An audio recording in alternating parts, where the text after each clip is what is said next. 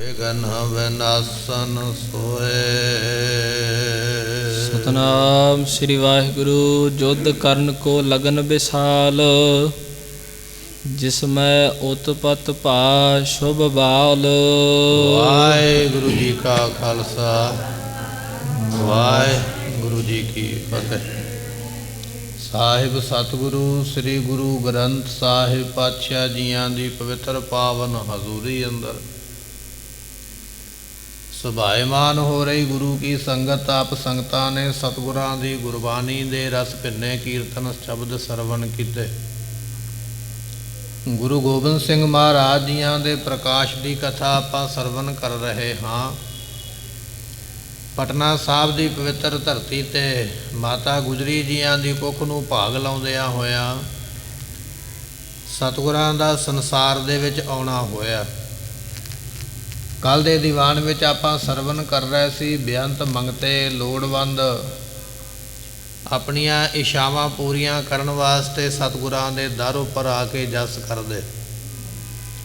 ਇੱਥੋਂ ਤੱਕ ਜਿਹੜੇ ਦੇਵਤੇ ਨੇ, ਪੈਗੰਬਰ ਨੇ, ਅਵਤਾਰ ਨੇ, ਰਿਸ਼ੀ ਮੁਨੀ ਨੇ ਆਪੋ ਆਪਣਾ ਰੂਪ ਬਦਲ ਕੇ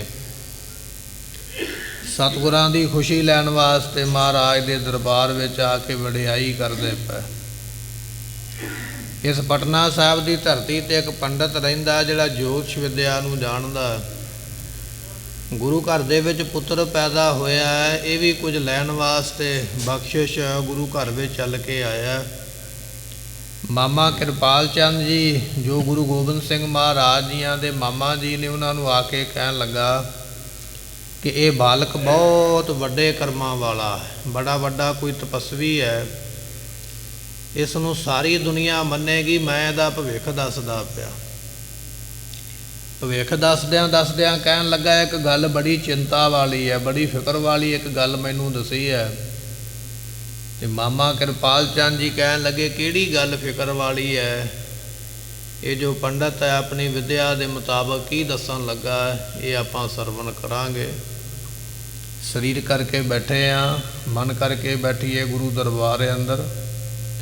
ਭਾਵਨਾ ਸ਼ਰਧਾ ਦੇ ਨਾਲ ਸਰਵਣ ਕਰੀਏ, ਮਿਲ ਕੇ ਆਖੀਏ ਸਤਨਾਮ ਸ੍ਰੀ ਵਾਹਿਗੁਰੂ ਸਾਹਿਬ ਜੀ। ਜੁਧ ਕਰਨ ਕੋ ਲਗਨ ਵਿਸਾਲ। ਇਹ ਦੱਸਣ ਲੱਗ ਪਿਆ, ਕਹਿਣ ਲੱਗਾ ਵੀ ਜਿਹੜੀ ਚਿੰਤਾ ਵਾਲੀ ਗੱਲ ਹੈ ਉਹ ਗੱਲ ਇਹ ਹੈ ਵੀ ਇਹਨਾਂ ਦਾ ਯੁੱਧ ਕਰਨ ਵਿੱਚ ਬੜਾ ਖਿਆਲ ਹੋਵੇਗਾ, ਜੰਗ ਕਰਨ ਦੇ ਵਿੱਚ ਇਹਨਾਂ ਦੀ ਬੜੀ ਰੁਚੀ ਹੋਵੇਗੀ। ਆਪਾਂ ਕੱਲ੍ਹ ਦੇ ਦੀਵਾਨ ਵਿੱਚ ਵੀ ਇਹ ਬਚਨ ਸਰਵਣ ਕੀਤਾ ਸੀ ਕਿ ਸਤਿਗੁਰਾਂ ਦਾ ਸ਼ਸਤਰਾਂ ਦੇ ਨਾਲ ਬੜਾ ਪਿਆਰ ਹੈ।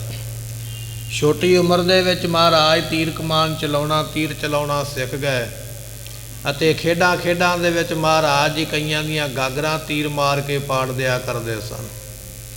ਸੋ ਇਹ ਕੱਲ੍ਹ ਸਾਖੀਆਂ ਆਪਾਂ ਟੂਕ ਮਾਤਰ ਸਰਵਣ ਕੀਤੀਆਂ ਸਨ ਤੇ ਉਹ ਦੱਸਦਾ ਪਿਆ ਵੀ ਇਹਨਾਂ ਦਾ ਜੰਗ ਕਰਨ ਵਿੱਚ ਬੜਾ ਚਾਅ ਹੋਵੇਗਾ, ਬੜਾ ਜੰਗ ਕਰਨ ਦੇ ਵਿੱਚ ਇਹ ਪ੍ਰੇਮ ਕਰਨਗੇ। ਇਹ ਗੱਲ ਮੈਨੂੰ ਚਿੰਤਾ ਵਾਲੀ ਲੱਗਦੀ ਹੈ। ਜਿਸ ਮੈਂ ਉਤਪਤ ਭਾ ਸ਼ੁਭ ਬਾਲ। ਤੇ ਇਹ ਜਿਹੜਾ ਸਮਾਂ ਹੈ ਨਾ, ਕਹਿਣ ਲੱਗੇ ਵੀ ਇਹ ਜਿਹੜਾ ਬਾਲ ਜਨਮਿਆ ਨਾ ਗੁਰੂ ਗੋਬਿੰਦ ਸਿੰਘ ਮਹਾਰਾਜ ਜੀ, ਤੇ ਇਹਨਾਂ ਦੇ ਜੰਗ ਕਰਨ ਕਰਕੇ ਬੜੇ ਉਤਪਾਤ ਹੋਣਗੇ, ਬੜੇ ਝਗੜੇ ਹੋਣਗੇ, ਬੜੀਆਂ ਕਠਿਨਾਈਆਂ ਵਾਲਾ ਸਮਾਂ ਅੱਗੇ ਆਉਣਾ ਹੈ ਜੋ ਮੈਂ ਆਪਣੇ ਗ੍ਰੰਥ ਦੇ ਮੁਤਾਬਕ ਦੱਸਦਾ ਹਾਂ। ਲੱਖੋਂ ਪਰੇ ਖੇਤ ਮੈਂ ਸੌਵੇਂ। ਸੋ ਇਹ ਜਦੋਂ ਜਵਾਨ ਹੋਣਗੇ ਤੇ ਬੜਾ ਭਿਆਨਕ ਜੰਗ ਕਰਿਆ ਕਰਨਗੇ।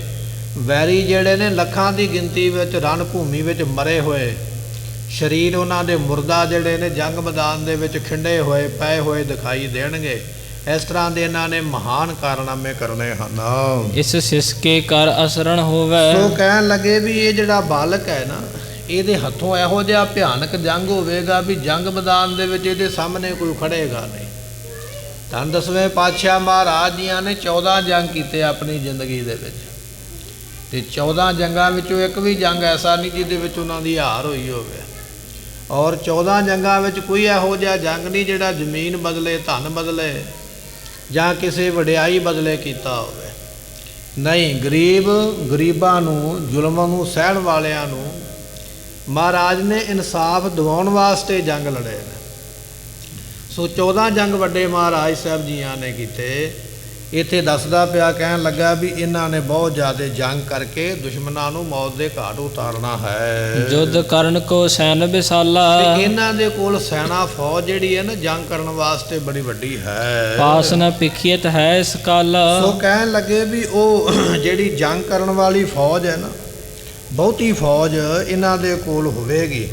ਤੇ ਕਹਿਣ ਲੱਗੇ ਇਸ ਤਰ੍ਹਾਂ ਇਹ ਜੰਗ ਕਰਨਗੇ ਕਿ ਬਹੁਤੀ ਸੈਨਾ ਵੀ ਜੰਗ ਦੇ ਵਿੱਚ ਖਪਾ ਦਿਆ ਕਰਨਗੇ, ਐਸੇ ਵੱਡੇ ਸੂਰਮੇ ਹੋਣਗੇ। ਮਹਾ ਤੇਜਸੀ ਰਣਪ੍ਰੇ ਹੋਵੇ, ਤੇ ਇਹ ਬਹੁਤ ਜ਼ਿਆਦਾ ਤੇਜਵਸ਼ੀ ਹੋਣਗੇ। ਇਹਨਾਂ ਦੇ ਮੱਥੇ ਦਾ ਪ੍ਰਤਾਪ ਇੰਨਾ ਹੋਵੇਗਾ, ਇਹਨਾਂ ਵਿੱਚ ਬਲ ਇੰਨਾ ਹੋਵੇਗਾ, ਤੇਜ ਤਾਪੀ ਇੰਨਾ ਹੋਵੇਗਾ ਵੀ ਕੋਈ ਇਹਨਾਂ ਦੇ ਸਾਹਮਣੇ, ਇਹਨਾਂ ਦੇ ਪ੍ਰਤਾਪ ਦੇ ਸਾਹਮਣੇ ਕੋਈ ਖੜ ਨਹੀਂ ਸਕਦਾ ਹੈ। ਖੇਤਰਿਪ ਮੈਂ ਜਿਮ ਥੰਮ ਖਰੋਵੇ, ਤੇ ਦੁਸ਼ਮਣ ਦੇ ਵਿੱਚ ਇਸ ਤਰ੍ਹਾਂ ਖੜ ਜਾਇਆ ਕਰਨਗੇ ਜਿਵੇਂ ਥੰਮ ਜਿਹੜਾ ਹੈ ਉਸ ਨੂੰ ਹਿਲਾਇਆ ਨਹੀਂ ਜਾ ਸਕਦਾ, ਥੰਮ ਦੇ ਵਾਂਗ ਜੰਗ ਦੇ ਵਿੱਚ ਖੜ ਜਾਣਗੇ। ਇਹਨਾਂ ਨੂੰ ਜੰਗ ਵਿੱਚੋਂ ਕੋਈ ਹਿਲਾ ਨਹੀਂ ਸਕਦਾ ਹੈ। ਚੌਂ ਦਿਸ਼ ਬਿਖੈ ਛਾਏ ਪ੍ਰਤਾਪ, ਤੇ ਚਾਰ ਸਫੇਰੇ ਇਹਨਾਂ ਦਾ ਪ੍ਰਤਾਪ ਛਾ ਜਾਏਗਾ।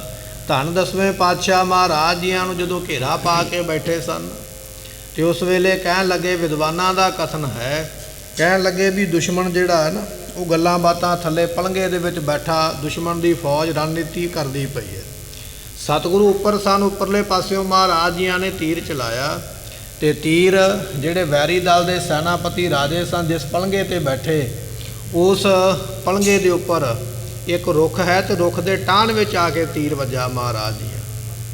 ਤੇ ਸਤਿਗੁਰਾਂ ਦਾ ਤੀਰ ਵੱਜਾ ਵੇਖ ਕੇ ਜਿਹੜੇ ਵਜ਼ੀਰ ਖਾਨ ਵਰਗੇ ਜਾਂ ਹੋਰ ਜਿਹੜੇ ਦੂਜੇ ਤੀਜੇ 22 ਧਰ ਦੇ ਰਾਜੇ ਵੇਖ ਕੇ ਕਹਿਣ ਲੱਗੇ ਵੀ ਇੰਨੀ ਦੂਰ ਤੀਰ ਤੇ ਕਰਾਮਾਤ ਨਾਲ ਹੀ ਆ ਸਕਦਾ, ਵੀ 4 ਮੀਲ ਤੱਕ ਤੀਰ ਕਿੱਥੋਂ ਪਹੁੰਚ ਸਕਦਾ। ਇਹ ਤੇ ਮਹਾਰਾਜ ਨੇ ਕਰਾਮਾਤ ਨਾਲ ਤੀਰ ਚਲਾਇਆ ਹੈ। ਹੁਣ ਜਾਣੀ ਜਾਣ ਮਹਾਰਾਜ ਜਾਣ ਗਿਆ ਵੀ ਸਾਡੀ ਸ਼ਸਤਰ ਵਿਦਿਆ ਨੂੰ ਇਹ ਕਰਾਮਾਤ ਦੇ ਨਾਲ ਲਾਉਂਦੇ ਪਏ ਨੇ, ਮੇਲਦੇ ਪਏ ਨੇ। ਅਸੀਂ ਇਹ ਕਰਾਮਾਤ ਨਹੀਂ, ਆਪਣੇ ਜੰਗੀ ਅਭਿਆਸ ਦੇ ਤਜਰਬੇ ਦੇ ਨਾਲ ਤੀਰ ਚਲਾਇਆ। ਸਤਿਗੁਰੂ ਪਾਤਸ਼ਾਹ ਜੀਆਂ ਨੇ ਇੱਕ ਚਿੱਠੀ ਲਿਖੀ ਤੇ ਚਿੱਠੀ ਦੇ ਵਿੱਚ ਲਿਖਿਆ, ਕਹਿਣ ਲੱਗੇ ਇਹ ਜਿਹੜਾ ਤੀਰ ਸਾਡੇ ਹੱਥੋਂ ਚੱਲਿਆ ਹੈ ਕਰਾਮਾਤ ਨਾਲ ਨਹੀਂ, ਅਸੀਂ ਆਪਣੀ ਸ਼ਸਤਰ ਵਿਦਿਆ ਦੇ ਮੁਤਾਬਕ ਚਲਾਇਆ। ਉਹਨਾਂ ਦੇ ਮਨ ਦੀ ਗੱਲ ਬੁੱਝ ਕੇ ਇਹ ਚਿੱਠੀ ਦੂਜੇ ਤੀਰ ਦੇ ਨਾਲ ਬੰਨ੍ਹ ਕੇ ਮਹਾਰਾਜ ਜੀਆਂ ਨੇ ਜਦੋਂ ਦੂਜਾ ਤੀਰ ਛੱਡਿਆ, ਜਿਸ ਪਲੰਘੇ ਦੇ ਉੱਪਰ ਵਜ਼ੀਰ ਖਾਨ ਵਰਗੇ ਬੈਠੇ ਸਨ, ਪਲੰਘੇ ਦੇ ਪਾਵੇ ਦੇ ਵਿੱਚ ਲਿਆ ਕੇ ਤੀਰ ਮਹਾਰਾਜ ਨੇ ਮਾਰਿਆ। ਤਰਬਕ ਕੇ ਛਾਲਾ ਮਾਰ ਕੇ ਪਲੰਘੇ ਤੋਂ ਉੱਠ ਪਏ। ਇਹ ਕੀ ਬਣਿਆ ਹੈ? ਤੀਰ ਦੇ ਨਾਲ ਚਿੱਠੀ ਲਟਕਦੀ ਪਈ, ਖੋਲ ਕੇ ਪੜ੍ਹੀ ਹੈ। ਮਹਾਰਾਜ ਨੇ ਲਿਖਿਆ, ਕਹਿਣ ਲੱਗੇ ਵਜ਼ੀਰ ਖਾਨ ਅਸੀਂ ਕਰਾਮਾਤ ਨਹੀਂ ਵਿਖਾਈ, ਇਹ ਸਾਡੀ ਸ਼ਸਤਰ ਵਿਦਿਆ ਦਾ ਅਭਿਆਸ ਹੈ। ਜੇ ਅਸੀਂ ਪਾਵੇ ਜਿਹੜੇ ਮੰਜੇ ਤੇ ਪਲੰਘੇ ਤੇ ਤੂੰ ਬੈਠਾ ਹੈ, ਜੇ ਪਲੰਘੇ ਦੇ ਪਾਵੇ 'ਚ ਤੀਰ ਮਾਰ ਸਕਦੇ ਹਾਂ ਤੇ ਤੇਰੀ ਛਾਤੀ ਵਿੱਚ ਵੀ ਇੱਥੇ ਬੈਠਿਆ ਅਸੀਂ ਤੀਰ ਪਰੋ ਸਕਦੇ ਹਾਂ। ਇਹ ਸਾਡੀ ਕਰਾਮਾਤ ਨਹੀਂ, ਇਹ ਸਾਡੀ ਸ਼ਸਤਰ ਵਿਦਿਆ ਦਾ ਅਭਿਆਸ ਹੈ। ਐਸੇ ਸਨ 10ਵੇਂ ਪਾਤਸ਼ਾਹ ਮਹਾਰਾਜ, ਜਿਹੜੇ ਭੁੱਖੇ 40 ਸਿੰਘਾਂ ਨੂੰ ਲੈ ਕੇ ਚਮਕੌਰ ਦੀ ਗੜੀ ਵਿੱਚ ਡਟ ਗਏ।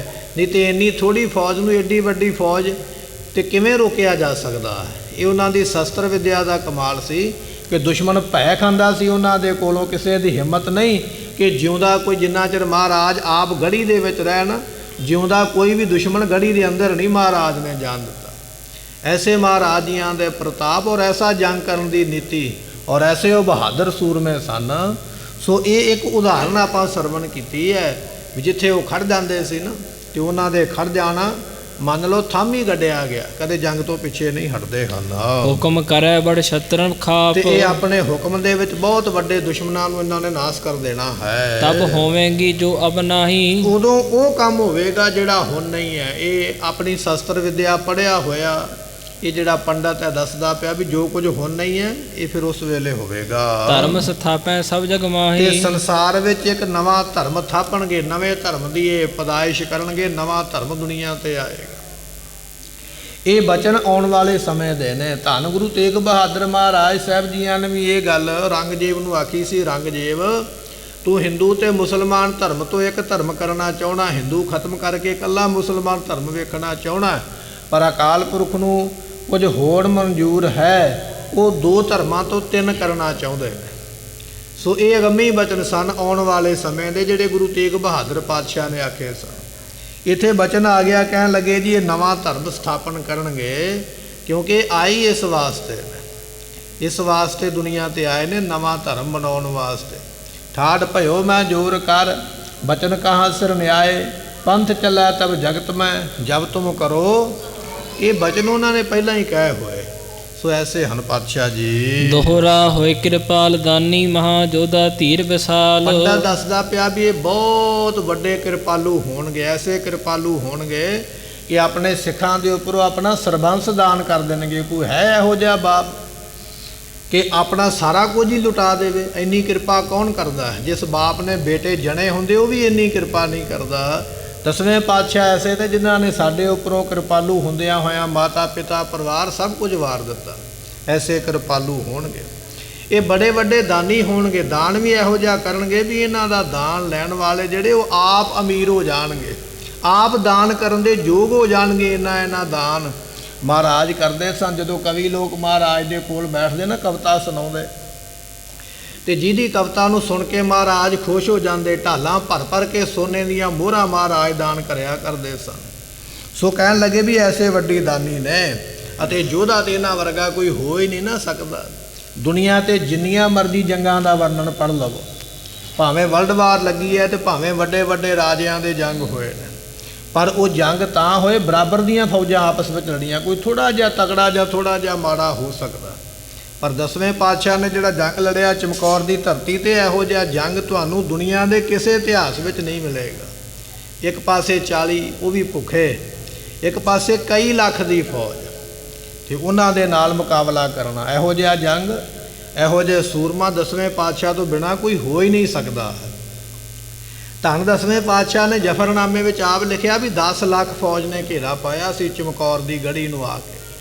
ਤੇ ਵਿਦਵਾਨ ਕਹਿੰਦੇ ਨੇ ਵੀ ਇਹ ਜਿਹੜੀ 10 ਲੱਖ ਫੌਜ ਦਾ ਮਹਾਰਾਜ ਨੇ ਵਰਣਨ ਕੀਤਾ ਨਾ, ਇਹ ਫੌਜ ਉਹ ਸੀ ਜਿਹੜੀ ਔਰੰਗਜ਼ੇਬ ਨੇ ਦਿੱਲੀ ਤੋਂ ਭੇਜੀ ਸੀ ਮਹਾਰਾਜ ਨੂੰ ਫੜਨ ਵਾਸਤੇ। ਤੇ ਜਿਹੜੀ ਪਿੱਛੇ ਫੌਜ ਲੱਗੀ ਆਉਂਦੀ ਹੈ 22 ਧਾਰ ਦੇ 22 ਰਾਜਿਆਂ ਦੀ ਫੌਜ, ਸੂਬਾ ਸਰਹੰਦ ਦੀ ਫੌਜ, ਸੂਬਾ ਜਲੰਧਰ ਦੀ ਫੌਜ, ਸੂਬਾ ਲਾਹੌਰ ਦੀ ਫੌਜ, ਇਸੇ ਤਰ੍ਹਾਂ ਹੋਰ ਜਿਹੜੇ ਸੂਬੇ ਸਨ ਉਹਨਾਂ ਦੀਆਂ ਫੌਜਾਂ ਕੁੱਲ ਮਿਲਾ ਕੇ ਕਹਿਣ ਲੱਗੇ ਵੀ 18-19 ਲੱਖ ਦਾ ਇਹ ਗਿਣਤੀ ਦੱਸੀ ਹੈ ਵਿਦਵਾਨਾਂ ਨੇ ਵੀ ਇੰਨੀ ਵੱਡੀ ਫੌਜ ਨੇ ਘੇਰਾ ਪਾ ਛੱਡਿਆ। ਪਰ ਕਿਸੇ ਦੀ ਹਿੰਮਤ ਨਹੀਂ ਪਈ। ਇੱਕ ਪਾਸੇ ਉਹਨੇ ਲੱਖ ਬੰਦਾ, ਇੱਕ ਪਾਸੇ ਕੇਵਲ ਗਿਣਤੀ 40 ਦੀ ਹੈ। ਸੋ ਐਸੇ ਸੂਰਮੇ ਨੇ ਵੀ ਜਿਨ੍ਹਾਂ ਦਾ ਮੁਕਾਬਲਾ ਕੋਈ ਨਹੀਂ ਹੈ। ਕਹਿਣ ਲੱਗੇ ਤੇ ਇਹਦੇ ਨਾਲ ਨਾਲ ਧੀਰ ਬਸਾਲਾ ਬੜੇ ਵੱਡੇ ਧੀਰਜ ਧਾਰੀ ਹੋਣਗੇ। ਤੇ ਧੀਰਜ ਆਪਾਂ ਬੰਦੇ ਤੇ ਜਦੋਂ ਮੁਸੀਬਤ ਪੈਂਦੀ ਹੈ ਨਾ ਉਦੋਂ ਧੀਰਜ ਪਰਖੀ ਜਾਂਦੀ ਹੈ। ਜਦੋਂ ਮੁਸੀਬਤ ਨਹੀਂ ਪੈਂਦੀ ਫਿਰ ਤੇ ਅਸੀਂ ਸਾਰੇ ਆਖਦੇ ਮੇਰੇ 'ਚ ਬੜਾ ਹੌਸਲਾ, ਮੇਰੇ 'ਚ ਬੜਾ ਹੌਸਲਾ। ਪਰ ਜਦੋਂ ਬਿਪਤਾ ਪੈਂਦੀ ਹੈ ਨਾ, ਵੱਡੇ ਵੱਡੇ ਹੌਸਲੇ ਵਾਲੇ ਵੀ ਉੱਥੇ ਰੋਂਦੇ ਵੇਖੇ ਦੁਨੀਆ ਨੇ ਸੰਸਾਰ ਦੇ ਵਿੱਚ। ਪਰ ਦਸਵੇਂ ਪਾਤਸ਼ਾਹ ਕੈਸੇ ਧੀਰਜ ਧਾਰੀ ਨੇ। ਕੇਵਲ 2 ਹੀ ਪੁੱਤਰ ਕੋਲ ਨੇ, ਬਾਕੀ ਪਰਿਵਾਰ ਦਾ ਨਹੀਂ ਪਤਾ ਵੀ ਕੀ ਬਣਿਆ। ਵੱਡੇ ਪੁੱਤਰ ਨੂੰ ਥਾਪੜਾ ਦੇ ਕੇ ਤੋਰਿਆ, ਜਾਓ ਜੰਗ ਕਰੋ। ਐਸਾ ਧੀਰਜ ਜਿੱਤੇ ਮਹਾਰਾਜ ਤਿੰਨਾਂ ਸਿੱਖਾਂ ਦੇ ਨਾਲ 2 ਆਪਣੇ ਪੁੱਤਰ ਵੀ ਕੱਢ ਸਕਦੇ ਸੀ। ਫਿਰ ਛੋਟੇ ਪੁੱਤਰ ਨੂੰ ਵੀ ਤੋਰਿਆ, ਚਲੋ ਜੰਗ ਕਰੋ। ਐਸੇ ਧੀਰਜ ਧਾਰੀ ਨੇ, ਇਹਨਾਂ ਵਰਗਾ ਹੌਸਲਾ ਕਿਸੇ ਦਾ ਨਹੀਂ ਹੈ। ਵਿਦਿਆ ਮੈਂ ਪੰਡਤ ਚਤੁਰ ਮਹਾਬਾਹੁ ਪਸਾਲ। ਤੇ ਸਤਿਗੁਰੂ ਜੀ ਪਾਤਸ਼ਾਹ ਵਿਦਿਆ ਦੇ ਵਿੱਚ ਬੜੇ ਵੱਡੇ ਪੰਡਤ ਹੋਣਗੇ। ਪੰਡਤ ਨਾਮ ਗੁਰਮੁਖੋ ਵਿਦਵਾਨ ਦਾ ਹੈ, ਵੀ ਵਿਦਿਆ ਵਿੱਚ ਇੰਨੇ ਵੱਡੇ ਪੰਡਤ ਹੋਣਗੇ, ਵਿਦਵਾਨ ਹੋਣਗੇ ਵੀ ਇਹਨਾਂ ਵਰਗਾ ਵਿਦਵਾਨ ਕੋਈ ਨਹੀਂ ਹੋਵੇ। ਤੇ ਅੱਜ ਤੁਸੀਂ ਦਸਵੇਂ ਪਾਤਸ਼ਾਹ ਦੀ ਬਾਣੀ ਪੜ੍ਹਦੇ ਹੋ ਨਾ, ਸ੍ਰੀ ਜਾਪ ਸਾਹਿਬ ਦਾ ਪਾਠ ਕਰਦੇ ਹੋ, ਤੇ ਕੈਸੀ ਮਹਾਰਾਜ ਨੇ ਛੰਦਾਬੰਦੀ ਕੀਤੀ ਹੈ, ਕੈਸੀ ਮਹਾਰਾਜ ਨੇ ਚਾਲ ਬਣਾਈ ਹੈ, ਕਿਹੋ ਜਿਹੇ ਛੰਦ ਰਚੇ। ਕਈ ਭਾਸ਼ਾਵਾਂ ਦੇ ਵਿੱਚ ਮਹਾਰਾਜ ਨੇ ਗ੍ਰੰਥ ਲਿਖੇ। 9 ਮਣ ਦਾ ਗ੍ਰੰਥ ਜਿਹੜਾ ਸਰਸਾ ਦੀ ਭੇਟ ਹੋਇਆ। ਸੋ ਪਤਾ ਨਹੀਂ ਕਿੰਨੇ ਕੁ ਗ੍ਰੰਥ ਸਰਸਾ ਵਿੱਚ ਰੁੜ ਗਿਆ ਜਦੋਂ ਅਨੰਦਪੁਰ ਸਾਹਿਬ ਦਾ ਕਿਲ੍ਹਾ ਛੱਡਿਆ। ਮਹਾਰਾਜ ਐਸੇ ਕਵੀ ਸਨ, ਉਹਨਾਂ ਦੀ ਕਵਿਤਾ ਦਾ ਮੁਕਾਬਲਾ ਕੋਈ ਕਰ ਹੀ ਨਹੀਂ ਸਕਿਆ। ਇੱਕ ਵਾਰੀ ਮਹਾਰਾਜ ਜੀਆਂ ਦੇ ਕੋਲ ਇੱਕ ਬੜਾ ਵੱਡਾ ਪੰਡਤ ਆ ਗਿਆ, ਵਿਦਵਾਨ, ਬੜਾ ਵੱਡਾ ਕਵੀ ਹੈ। ਉਹ ਕਹਿਣ ਲੱਗ ਪਿਆ ਮੇਰੇ ਵਰਗਾ ਕਵੀ ਕੋਈ ਨਹੀਂ ਹੈ, ਤੁਹਾਡੇ ਕੋਲ ਕੋਈ ਹੈ ਕਵੀ ਤੇ ਲਿਆਓ, ਮੈਂ ਉਹਦੇ ਨਾਲ ਵਿਚਾਰ ਕਰਾਂ। ਦਸਵੇਂ ਪਾਤਸ਼ਾਹ ਨੇ ਸਿੱਖ ਭੇਜਿਆ, ਕਹਿਣ ਲੱਗੇ ਜਾਓ ਜਿਹੜਾ ਸਾਡੇ ਘੋੜਿਆਂ ਨੂੰ ਘਾਹ ਪਾਉਂਦਾ ਨਾ ਸਿੱਖ, ਜਾਓ ਬੁਲਾ ਕੇ ਲਿਆਓ। ਹੁਣ ਘੋੜਿਆਂ ਨੂੰ ਘਾਹ ਪਾਉਣ ਵਾਲੇ ਨੂੰ ਕਵਿਤਾ ਵਿਚਾਰੇ ਨੂੰ ਕਿੱਥੋਂ ਆਉਂਦੀ ਹੈ? ਲੈ ਆਂਦਾ ਗਿਆ। ਇਹ ਜਿਹੜਾ ਕਵੀ ਆਇਆ ਸੀ ਇਹਨੇ ਕਵਿਤਾ ਪੜ੍ਹੀ, ਕਹਿੰਦਾ ਅਰਥ ਕਰੋ। ਘੋੜਿਆਂ ਨੂੰ ਘਾਹ ਪਾਉਣ ਵਾਲੇ ਨੇ ਝਾਟੀ ਅਰਥ ਕਰਕੇ ਸੁਣਾ ਦਿੱਤੇ। ਤੇ ਮਹਾਰਾਜ ਫਿਰ ਉਹ ਸਿੱਖ ਨੂੰ ਕਹਿਣ ਲੱਗੇ, ਕਹਿੰਦੇ ਹੁਣ ਤੂੰ ਇੱਕ ਕਵਿਤਾ ਬਣਾ, ਕੋਈ ਛੰਦ ਬਣਾ, ਆਪਾਂ ਵੇਖੀਏ ਵੀ ਕਵੀ ਨੂੰ ਵੀ ਅਰਥ ਆਉਂਦੇ ਕਿ ਨਹੀਂ। ਉਹਨੇ ਬੜੀ ਸੋਹਣੀ ਕਵਿਤਾ ਬਣਾਈ ਤੇ ਕਵਿਤਾ ਦੇ ਵਿੱਚ ਵਿਸ਼ਰਾਮ ਉਹਨੇ ਇਹੋ ਜਿਹੀ ਜਗ੍ਹਾ ਤੇ ਲਾਇਆ, ਰੁਕਣਾ ਇਹੋ ਜਿਹੀ ਜਗ੍ਹਾ ਤੇ ਰੁਕਦਾ ਸੀ ਆ ਕੇ ਵੀ ਉਹਦਾ ਅਰਥ ਤੋਂ ਅਨਰਥ ਬਣ ਜਾਂਦਾ ਸੀ। ਤੇ ਕਹਿਣ ਲੱਗੇ ਉਹ ਵੱਡੇ ਵਿਦਵਾਨ ਨੂੰ ਉਹਦੇ ਅਰਥ ਨਾ ਆਏ। ਤੇ ਮਹਾਰਾਜ ਕਹਿਣ ਲੱਗੇ ਹੁਣ, ਕਹਿੰਦਾ ਮਹਾਰਾਜ ਫਿਰ ਤੁਸੀਂ ਕਰਕੇ ਸੁਣਾਓ। ਤੇ ਫਿਰ ਉਹ ਘੋੜਿਆਂ ਨੂੰ ਘਾਹ ਪਾਉਣ ਵਾਲੇ ਸਿੱਖ ਨੇ ਅਰਥ ਕਰਕੇ ਸੁਣਾਏ। ਐਸੇ ਮਹਾਰਾਜ ਸਨ ਵੀ ਉਹਨਾਂ ਦੇ ਘੋੜਿਆਂ ਨੂੰ ਘਾਹ ਪਾਉਣ ਵਾਲੇ ਵੀ ਬੜੇ ਬੜੇ ਵੱਡੇ ਕਵੀ ਵਿਦਵਾਨ ਸਨ। ਆਪ ਤੇ ਉਹਨਾਂ ਦੀ ਗੱਲਬਾਤ ਕਰਨੀ ਪਰੇ ਦੀ ਗੱਲ ਹੈ।